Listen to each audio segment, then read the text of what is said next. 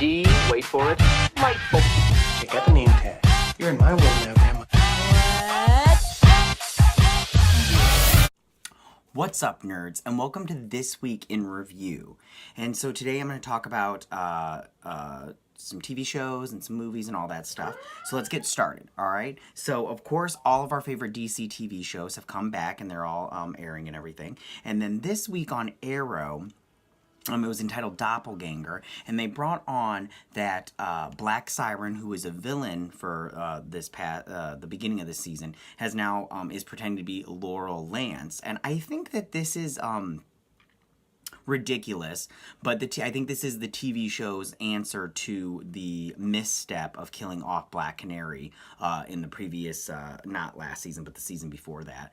Because I just thought it was a bad idea when it happened. I was like, oh, that was stupid. And then now they're trying to fix it, and I think this is the best way they know how, and I don't think it's that great of a good of a fix. Next on The Flash, it was pretty good, The Flash. I think that the biggest thing to take away was that Jay Garrick is, which is Flash on Earth 3, is like retiring so he can train a female speedster. And I think that the biggest thing about that is just like, who's the female speedster.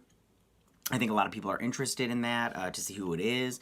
I read a lot of theories, and I'll be honest with you, I just don't care. I mean, I'm almost clocked out sometimes on these shows, just because, especially Arrow. Like sometimes I just blank out and I'm like, and I probably didn't miss much, you know. And then on Legends, this one was called Daddy Dearest or something about daddies. I can't remember off the top of my head, but this one, they focused on the fire totem, and then it's interesting how they're just kind of fast forwarding, because this season is I believe 18 episodes, and they're just kind of fast forwarding, and they're trying to get all the totem information, because most people did not watch that animated Vixen show. So they're just trying to get it all out and everything. I think the funnest part of the show was seeing a younger Damien Dark when it's I believe 1962, and he's they're in Germany and everything. I like seeing him with that wig. It was ridiculous, but I see they kind of get around like using stunt doubles and everything, so they can do the fighting sequences and stuff like that and everything. It just is fun. And also we saw the conclusion of Star Wars Rebels, which I'm sad to see it go, because I loved that show so much, but I am going to have a review up. If I do, it'll be linked down below, or it'll just be after the video. You can click on the link to watch that. So watch for that, because I will be posting my review on that.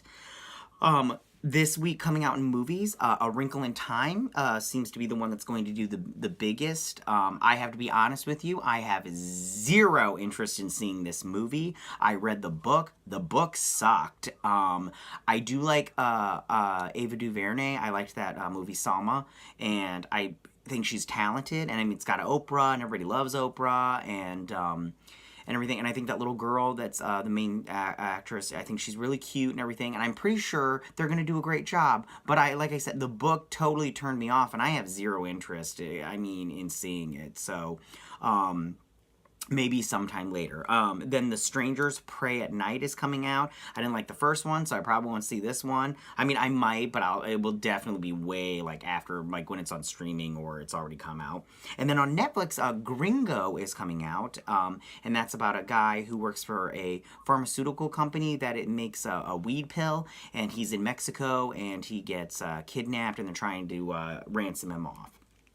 Books-wise, I finished the book Artemis Fowl, book number 1, and I will be doing a review on that also, just to give you my thoughts on it, so look for that also. I don't want to give anything away right now, because then there's no point for me to do a review video later. Plus, this video would be way too long. Alright, so getting on to some news in movies and TV and stuff. It was officially announced on Twitter that Kristen Wiig is now going to be Cheetah. And Patty Jenkins tweeted, hold on, I gotta get the tweet up, and it says, "So excited to confirm the most thrilling news. Yes, it's true. So incredibly lucky to welcome the sensationally talented Kristen Wiig to our Wonder Woman family. Can't wait to finally work with one of my favorites, and so excited by what we have planned. Hashtag Cheetah at Gal Gadot." Now I have to say, I already commented last week on this, and I think this is a horrible idea. I think that she was not a good choice for Cheetah. I think that Sarah Paulson would have been a better one. I mean, and it doesn't matter who I think would have been better. I just don't think Kristen Wiig was the right choice for this role. And I do think the movie will suffer for it. And I could be wrong, but I don't think I am.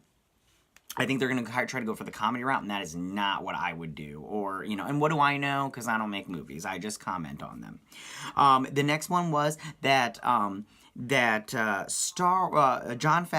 has been hired. They made for their Disney streaming service, they made a big hire, and that was Jon Favreau to be the executive producer and writer for a Star Wars series.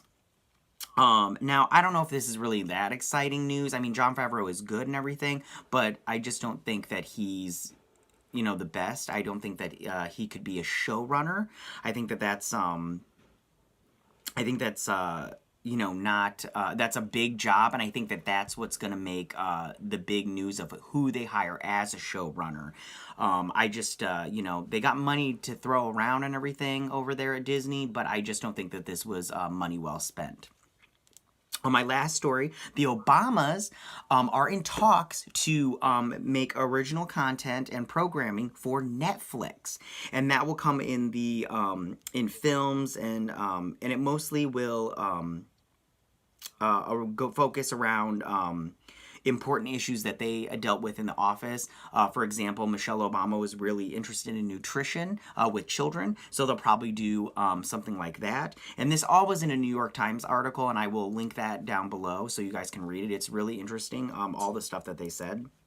And they will focus on those subjects through film and discussion, through town halls and documentary, or a mixture of the two. And I'm telling you, this is a good idea, and in more than one way. First off, the Obamas are going to make tons of money.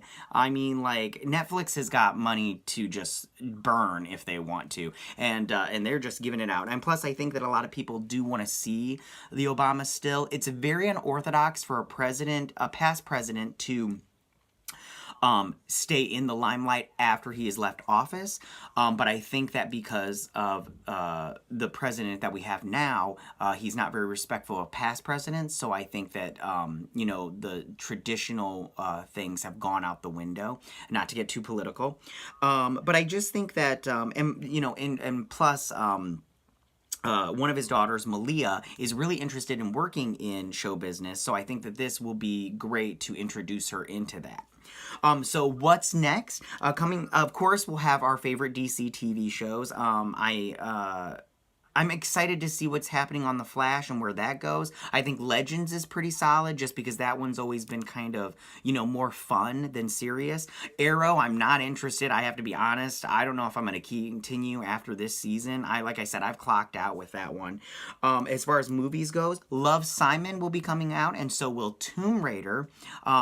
They both look good and exciting. I probably won't see them. Like I always say on here, I'm a family man and I don't get to go to the movies all that much. But tell me what you think about this stuff that's going on. Are you excited about any of it? And tell me what you just hit the like button if you like it. If you don't, that's cool. Hit that subscribe button if you want to. If not, I understand. And I will check you guys later. Bye.